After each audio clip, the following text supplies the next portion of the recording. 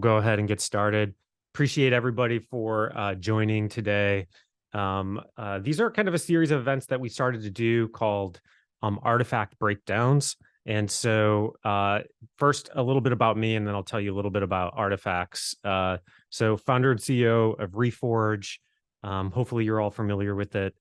We run kind of expert-led, expert-created professional ed courses around product growth, marketing, and a couple other areas. And we have this new product we'll talk about called Artifacts in a second.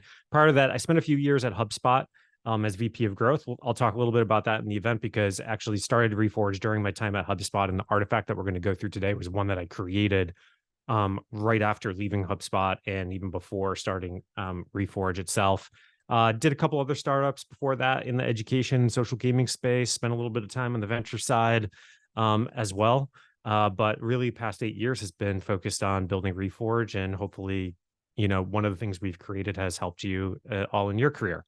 If you haven't yet, you can go to reforge.com to check out Artifacts. The whole concept behind Artifacts is basically the real work from actual like top operators, rather than kind of a generic blog post or just kind of Q&A on podcasts. Like, how do you see the real work? Because what you can do with these artifacts is find things that are relevant to the problems that you might be working on. You can download them, you can share them, you can adapt them. And the whole idea is like, how do we help you all accelerate your work by standing on the shoulders of those who've solved a similar problem before? There's so much like reinventing the wheel that we do in our jobs, in our careers. And what we really want to do is kind of minimize that so we can maximize our time on solving new and unique problems. And so the artifact that I'm going to talk about today is called the Business Hypothesis Canvas. This is something that I created in early 2016, even before I started incorporated Reforge. And so to take you a little bit back in time, in this time is that in early 2016, basically, I saw this need among my team at HubSpot to wanted to get like access to a bunch of the knowledge and expertise from folks that were in my network. And so I was like, all right, well, how do we do that? And so I started thinking about creating a course that was essentially an aggregation of some of my knowledge and experience and some of my network's experience. I partnered up with Andrew Chen, who was working on growth at Uber at the time, who was thinking about doing something similar.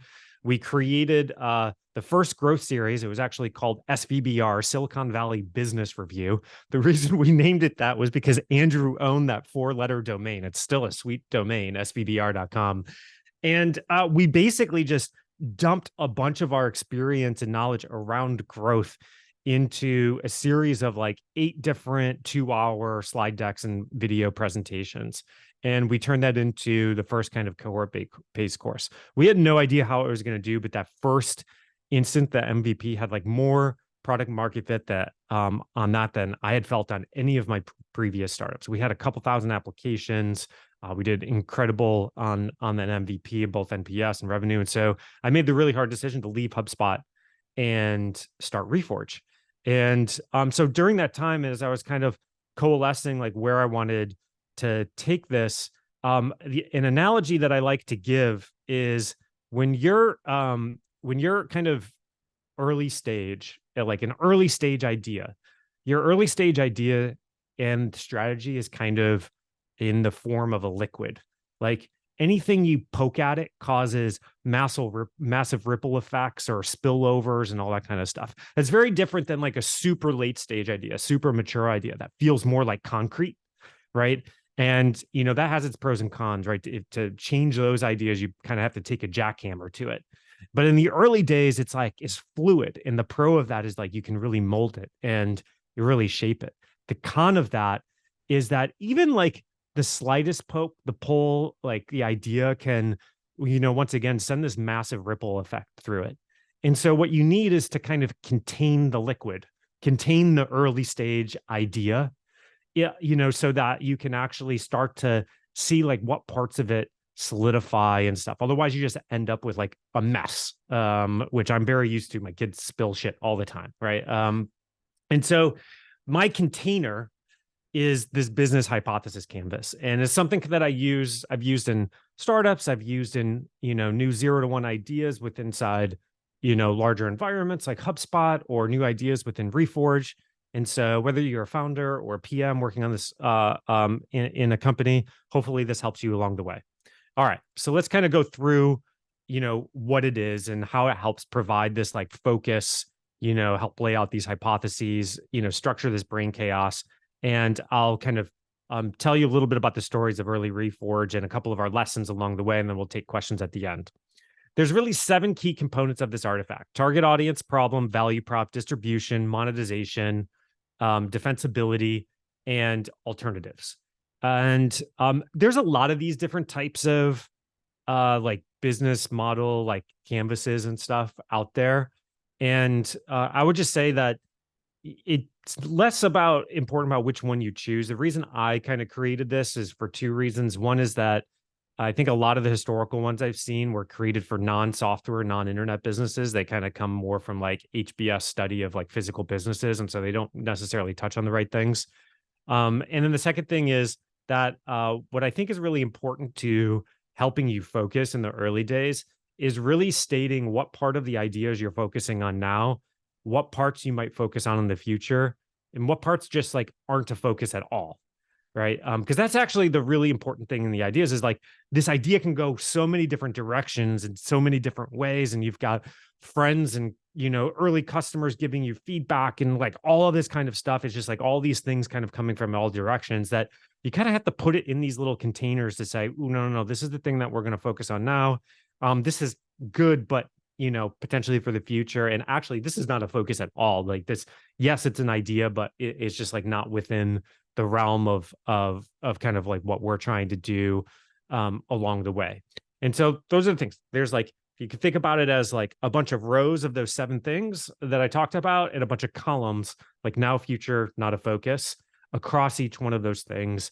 It's about how do you fill in those buckets, identify which areas you might not have an answer to yet, and really help you solidify. So let's go through these and talk a little bit about some of the lessons in each of them. The first is target audience. Who are you targeting? I always start with this because, a lot of people talk about product market fit, but a lot of times the product you build in the early days really depends on the market you choose first. And so choosing your market and that ideal audience ends up being really, really important. And so in the early days, what I think a lot of people want to do is they kind of want to define the biggest market possible because they're like, I want to tell this massive story. I want to tell this massive story, which is fine. But in practice, you actually have to narrow it down to a super small niche that is fairly underserved. And then the strategy over time is like, okay, well, I start here and I can expand. I can kind of layer on these concentric circles.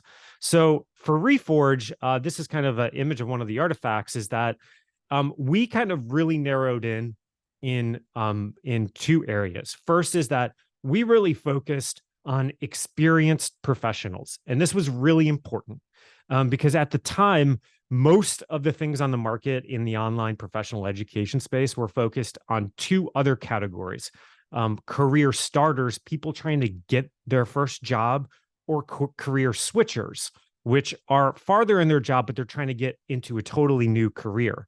Instead, we were focused on people who were in a function, they had a job, and they just wanted to kind of get better at that job, better at that function, go a little bit faster. We narrowed it down even more, right? It wasn't just experienced professionals, but we started our programs to be targeted at PMs or PMMs, like those working on growth, that had somewhere between 2-ish and 7 years of experience. So kind of really trying to get it down. And in addition to that, we were primarily focused on people who were working inside tech and internet companies. And so, the broad vision was to, hey, we think there's this opportunity in the education space, professional education space, around experienced professionals. But where we're going to start is we're going to really narrow down the function, the years of experience, and the sectors in the industry that they were working in. And we're going to like really build for those. The future ones, as you can kind of see here, is that, of course, we wanted to expand those areas expand into managers, kind of other functions, other verticals. But we also made some very specific decisions up front. And most importantly, when you go through these hypotheses, it's actually really important to define what you aren't, because that actually helps you define who you are and really helps you communicate where you want people, your early hires and stuff, to focus on. And so where we really didn't want to focus on were entry-level professionals. There were just tons of things on the market at the time. The career switchers that we talked about, people in pre-product market fit companies that like our programs were not designed for them. So we had all of these things listed out kind of along the way. So that was kind of the first piece, was how do we define that like very niche market that was that was underserved in the space at the time. And then the second is that we could start to then focus on, well, what was the problem that really niche market had along the way. So I mentioned, like once you have your market, you can kind of really define the product and the problem that you're going after.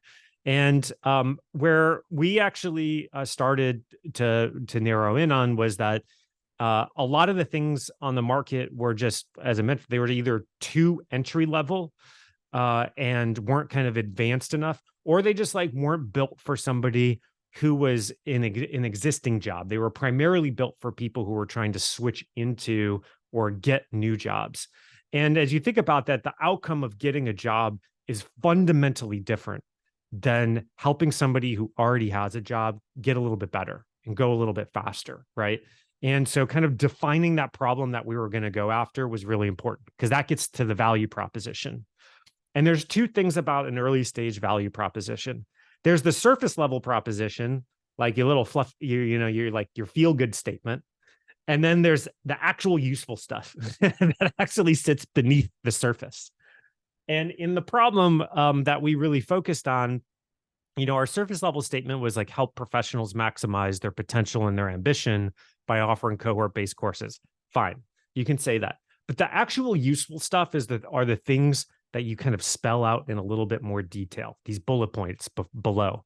And what we were really going after were programs that were really focused on practical learning that were efficient, relevant, authoritative, and comprehensive, right? And those were very specific things that we were trying to build against, because once again, they were things that we felt were underserved in the market. Efficient, we were focused on people who already had jobs. So we had to pack a lot in a very short period of time versus a boot camp that could have been like months and months long of full-time work. It had to be relevant. One of the key things that we found was like people just found a lot of courses out there, a lot of programs out there, not super relevant to what they were working on, because they were like too general, too surface level. So we built our programs to be very specific to people in tech, a very specific type of company, which led us to create very specific types of examples and frameworks and all of those things. Authoritative. We found that among our audience, that was like one of the most important pieces, is like, who were they learning from? They actually wanted to learn from the VP, the C-level execs in a lot of companies. And so we created with those folks. And then comprehensive. And it wasn't just about a lot of the courses at the time on the market were focused on breadth. And what we found, what our hypothesis at the time was that people really wanted to focus on depth. Like they wanted a more narrow topic that went more deeper, because that was the thing that they were going to actually apply in their job. The fourth part of these is like identifying your hypotheses around distribution. And we had the advantage, Andrew and I, that we had blogs at the time. We had a couple 100,000 subscribers, and that really kind of jump-started our piece. And so our hypothesis at the beginning was to actually continue that, build a content marketing machine by leveraging our existing distribution, and then kind of continuing to create expert level content. This sort of played out for us, but not in the way that it kind of played out for companies like HubSpot and others, where the content marketing is the core of their machine. Because what we found kind of a year into the company was, while that was our spark, what ended up taking over very quickly was quite a bit of word of mouth in the programs. And that kind of started to eclipse our content marketing pretty quickly. So for those of you who have taken a Reforge program, you can think about the content marketing as our linear channel. And word of mouth was essentially our first loop that really helped us grow, essentially all the way to about 10 to 20 million over the course of the course of 4 years. And so what you really much see is like what isn't in the focus. We very put things off the table like paid acquisition. And that was because we were really high priced. It was a very high considered purchase for an individual. All these things that kind of go against paid acquisition, which is more designed for kind of quicker transactions. We also didn't think like outbound sales and product virality was kind of like really in play at the beginning as well. The fifth around monetization was that some counterintuitive choices that we made at the time was everything was kind of low priced, high promise. And we did the exact opposite. We went at a high price, low promise, meaning our message to you was like, this is going to be intense. We're not going to promise, this like you're going to get a CPO level job in 2 weeks after taking this course, right? And the reason we did that was that in our audience is that we found that they found a lot of other marketing messages to be very uncredible at the time, right? It was kind of like the 6-minute abs. That's the analogy I use. Everybody was promising the 6-minute abs, right? And we were like, no, you're going to put the work in, but we're going to help you along the way, right? Like, and if you do put the work in, this is going to like really transform how you think about some things. And so at the time, we priced at $3,500, per course, which was very high priced in the market at that time, and did some other counterintuitive things. And then we had hypotheses around our future, around how we might turn this into a subscription. You can see here that we had some pretty ambitious price points for our subscription, our hypothesis early on that didn't come to fruition, fully at the fruition. But the very specific thing we wanted to stay away from at the time was customizing courses for enterprise, because once again, that was a bunch of inbound ideas that everybody was telling us we should do. And we knew that if we went after that, it was going to be a totally different customer, a totally different set of feature requirements, all of these things. And so we wanted to explicitly take that off the table in the early days in order to make sure we didn't get distracted. The last two, and then, I'll talk and then I'll kind of summarize, and then we'll take some questions about how we use this, is that defensibility. And my key thing about this is that a lot of people get really caught up around defensibility when they're building a new product or an early stage startup, because they think about defensibility as like a binary switch, like it's a 1 or a 0. You have it or you don't. And that's actually not true, right? Defensibility is a spectrum. It's something that you build and strengthen over a long period of time. So when you're early stage in an idea, it's really, I think, important to not get caught up around your defensibility hypothesis. Instead, you should have a hypothesis so you know what you're building toward, like kind of what muscle you're trying to build and strengthen over time. But otherwise, get fucking started, right? Like you got to get in there and you got to start to build momentum, because momentum is the only thing that actually helps you start to build this muscle over time. We were totally wrong about our defensibility hypothesis at the beginning.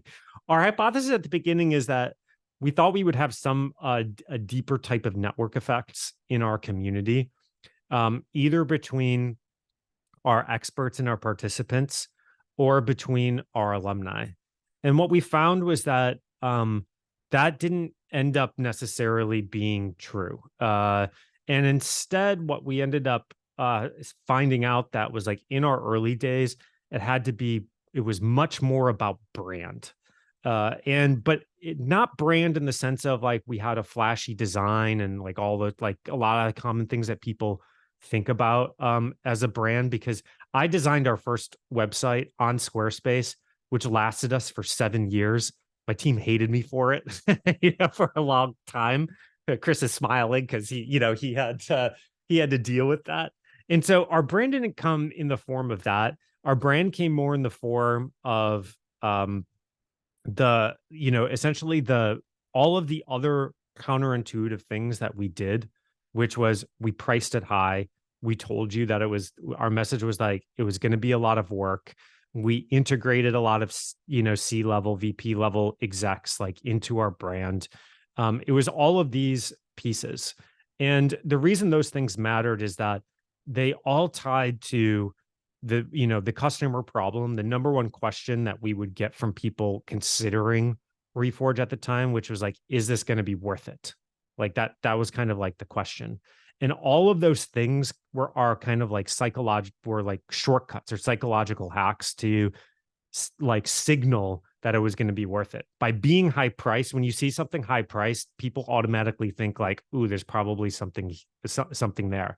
When they saw the names attached to it, it helped signal that, you know, there was like some quality behind it. The fact that you had to go through an application at the time meant that, oh, this isn't for everybody. So all of those pieces added up to helping answer that question of like, is this going to be worth it? And of course, we backed it up with like great content and a great experience and all of those types of things. But you have to like get people over the hump over time. Last but not least was our alternatives. And one of my main messages about this is like, I think in a lot of these other tools and a lot of other things, when you think about early on, is like people think a lot about competitors. And the problem with that is that just a couple things, which is like competitors are a little bit too constraining in your thinking. What you're really competing with in most products, in most venture-backed products especially, is some alternative in the marketplace. And so the examples that we always like to give is like Pinterest early on wasn't really competing with like another content site.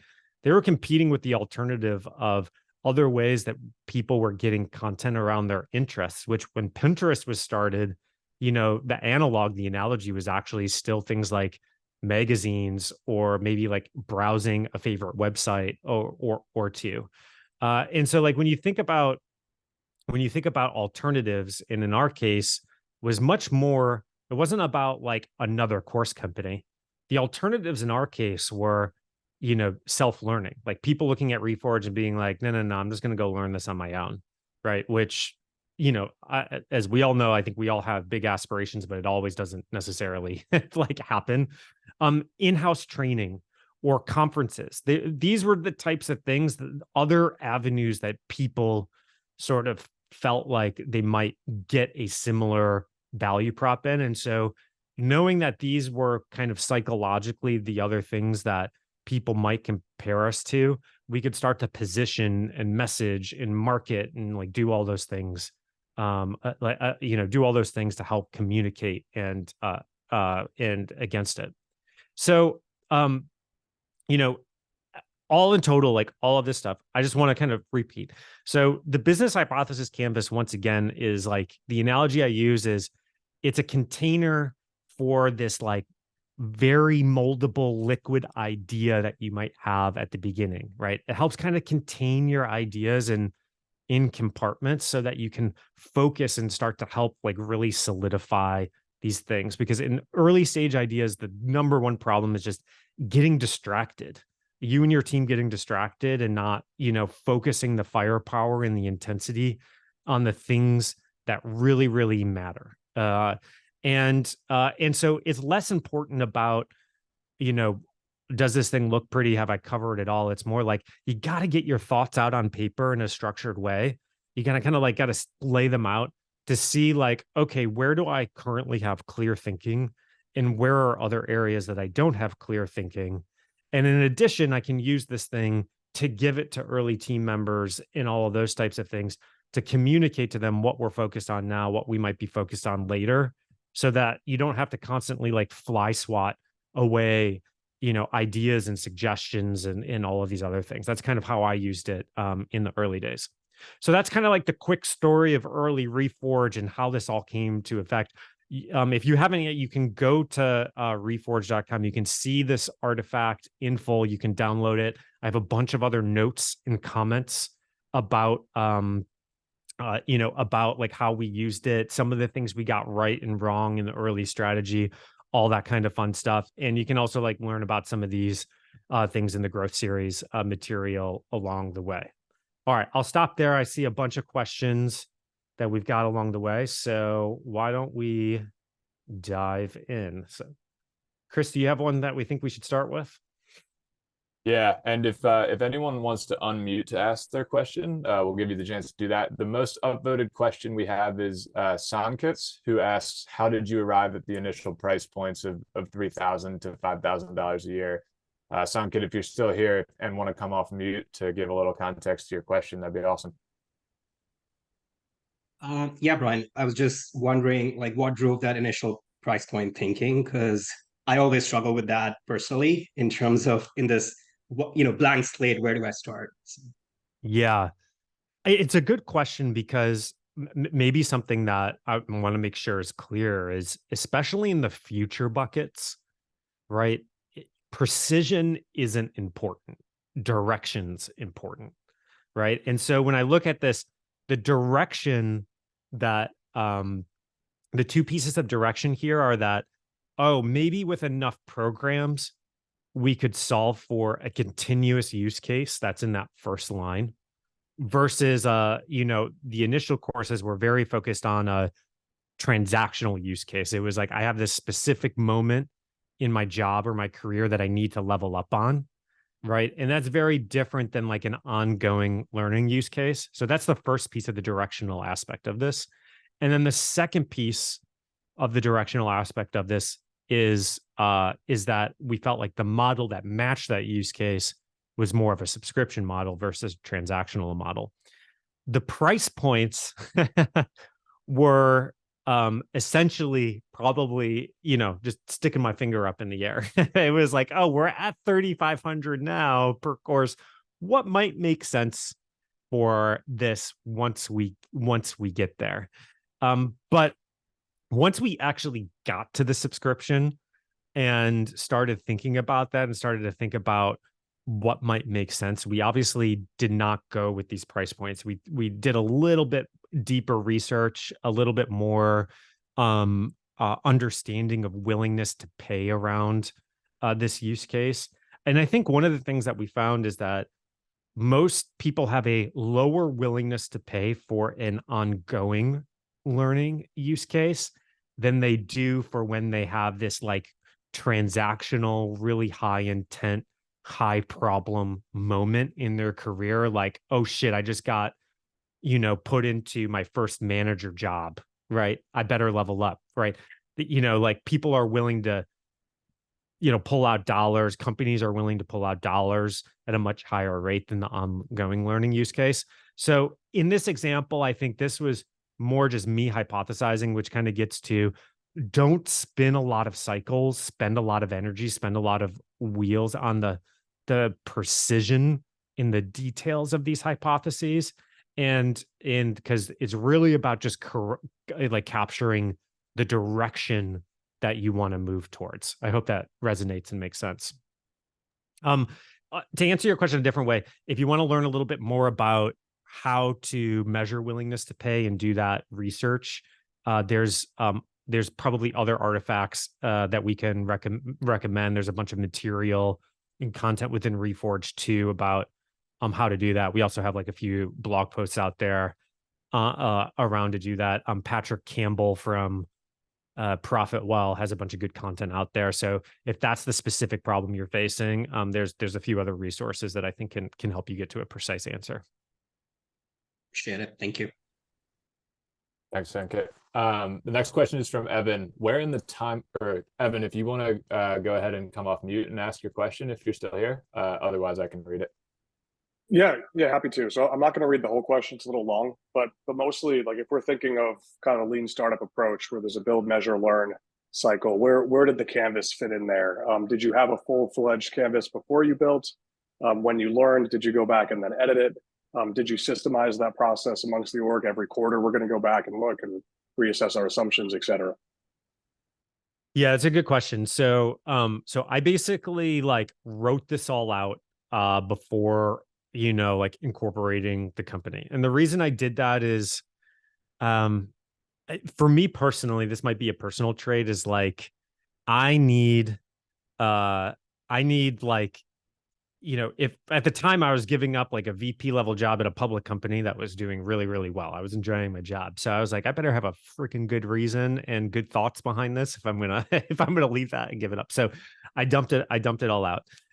The piece that's not captured in this presentation, but is in the full artifact, is below each area as well as I have essentially an area to capture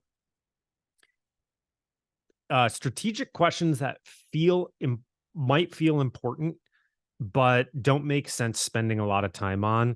and essentially like a scratch notes area as well. And so what I would do is like, as we were going, and work, we would launch the next version, and, we would test out some of these value props and all that kind of stuff, is that I would just kind of like use that area in the artifact to like dump my thoughts and dump my learnings in along the way.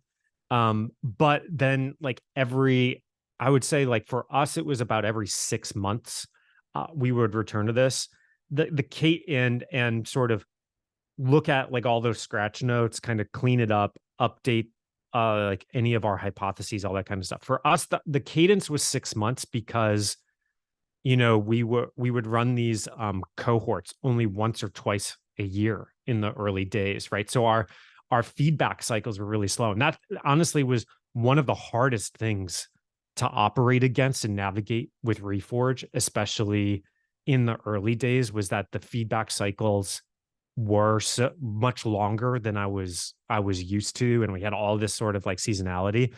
But if you're in a different type of startup and a different type of product, the cadence to return to these things might be more frequent. I would just say that I would just be careful of like, hypotheses take some real meaningful effort to, either validate or invalidate. And I find too many people kind of do like a surface level experiment or initiative, and then they're like, oh, it didn't work or worked, right? And then they're like constantly changing things to the point that it doesn't make sense. And so I think you have to like find a way to make sure you're digging to a second, third layer on these things before you sort of throw it away. So I don't like, you shouldn't be updating this thing like weekly as an example. But certainly in like maybe like a consumer product where you have incredibly fast learning cycles, monthly might make sense. The second thing I would say is that when you do go back and update it, these things work like interconnecting parts, right? And so, I kind of explain this in my forfeits framework that's on my blog post, which is like, look, like if you change your pricing, for example, from something like really high to really low, that actually changes the types of customer acquisition channels you might use. I don't know. Let's just pretend that we change it from $3,500 to $10. Well, all of a sudden, paid acquisition is in play, right? Because it's a much lower friction, transactional experience, fast feedback loops.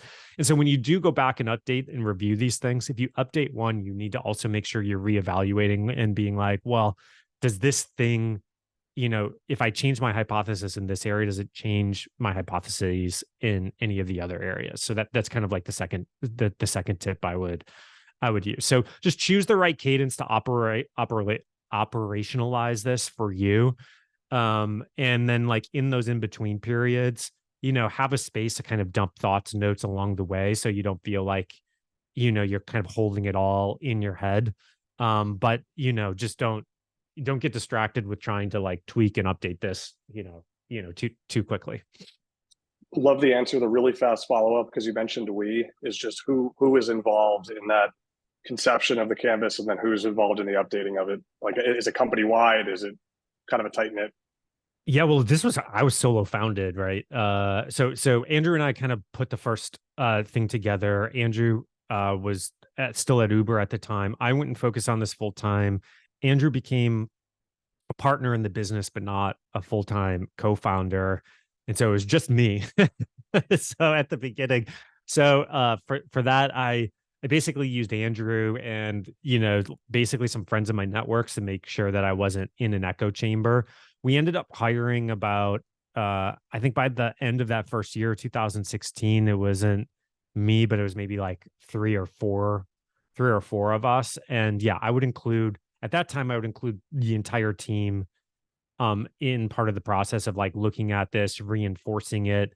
And once again, with the early team, the most important thing is trying to help them get extreme clarity on what we're focused on now versus later, because it's just too easy in the early days to get distracted with all sorts of ideas and opportunities that are, they're like the analogy I recently used because of Thanksgiving. They're the side dishes. They're not the main dish. And in the beginning, you really want to be focused on the main dish. You want to be focused on the turkey. But the side dishes look so appetizing that everybody wants to go after them. You're like, no. Focus on the turkey. Yes, I know this thing tastes, the worst out of everything, but that's where we got to be focused, and that's where we got to prove out. Certainly, once the team gets larger and all that kind of stuff, you might, you'd probably want a smaller group of people to help you like deep dive on this thing, and then you might want to communicate out the rest of it. But I think in those early days, like that's a little bit how I personally used it. Awesome. Next question is from Dimitro. Dimitro, are you here? And want to ask your question? Yeah, I'm here. So yeah, my question was actually, Brian, you mentioned that there is an underserved market or of more experienced professionals. And, when you say it, it's kind of obvious and seems quite logical, but I'm wondering how much effort did you put into validation of these hypotheses? Because we can, end up with our own biases in our own place. So I'm wondering, did you do any interviews, talk to people, or did you take an approach of, going out there and trying to put into the world and seeing the response? Yeah, I think at the time of creating this, so first, we had ran our MVP a few months prior, so we did have some like learnings from that helped that helped form this. And I would also say is like I didn't do a bunch of research, but I had, I had been thinking about this space for a while because I'd seen the problem among my team. My team would constantly come ask HubSpot would come ask me like, what are some things I could do? And then I would, as a manager, I would try to go figure out what to recommend them. And I just kept coming up empty handed. And so I used more of that. I was like, well, why was I coming up empty handed? And I came up with things. I was like, well, these things aren't really relevant to what we're working on. They don't feel like credible. They're not coming from credible people. These things feel like they're too entry level. And I'm like trying to get some things, to some experienced PMs and marketers. And so those ended up being the ingredients that really informed it. And for me in like this specific case. Now, if you're not in that natural position, then I would like go do some light research to help you get your draft of these things. But I say light research because I think folks with like early ideas can get too caught up in the research and it lessen the doing. The real validation, the real information, the real learnings really come from like building and creating and putting something out in front of them. If you do research, my number one tip on the research is like, if you want to get real information and real feedback, is that you have to ask for some type of commitment at the end of the research. What I mean by that is like a lot of people go to the research, they kind of get feedback on these ideas or these hypotheses. And, in feedback, you get a lot of like, yeah, I think I would like that, so on and so forth, right? Or I think that's my problem, right? And what you have to do at the end of that research is you have to have an ask. You have to ask them to put something on the line to see if they really freaking mean it or not. So that might look like, okay, I'm going to go create this thing. Are you willing to put down $100 deposit to be one of the first folks? Or it doesn't have to be money. It can be other things like they're putting their social reputation on the line, being like, oh, it sounds like this thing really resonates with you. Can you email intro me to, two people, two peers in your network who you also think like that's where you get the real stuff from the fake stuff. So if you're doing that research, but otherwise I would say like go into the idea of this canvas is like, get it all out of your head, get it on paper as fast as possible so that you can get to the building. And then once you build it, you have something to look back at and be like, oh, like how right or wrong were we here? Are we directionally on path? Are we directionally not on path? Versus this being like a doc that has like, a million sources listed and a ton of evidence to back it. You the real evidence is the building and the launching, and so you're just trying to get to that as quickly as possible in a reasonable, methodical way. Thank you. Awesome, Brian. We probably have questions or time for one or two more. The next most upvoted is from Mariana. Mariana, are you still here?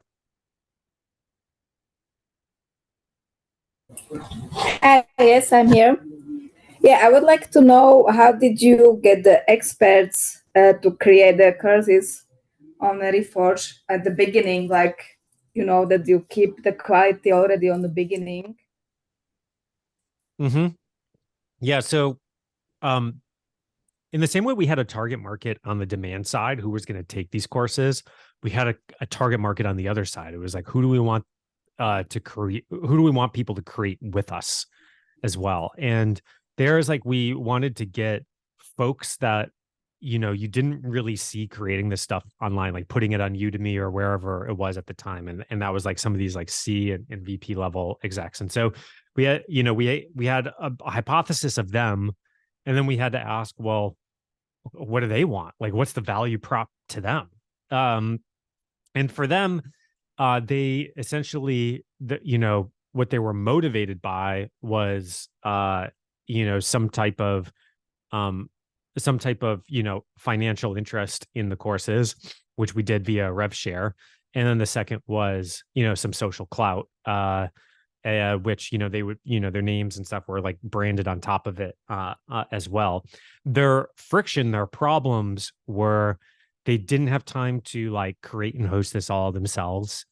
And they didn't necessarily know how to create it. And so basically we partnered with them to offload a lot of that early creation work onto us and, handhold them through the process, along the way. And so in a similar way, you think about a value prop and a product and an offering on the demand side of the equation, you have to, if you have this dynamic of the supply side, that's how we did it. Now, despite that, right, I think in the early days of ideas, you got to do a bunch of things that aren't scalable. And so for us, is Andrew and I tapped our immediate networks, which, the first one we did was with Casey and Winters and Sean Klaus, who was at Atlassian at the time, who we had known for a few years, and they opted into the process. And then eventually we went to beyond our network to basically the network of our early creators, right? And now, Reforge has kind of been around long enough, has enough awareness in the space that we have some people that come to us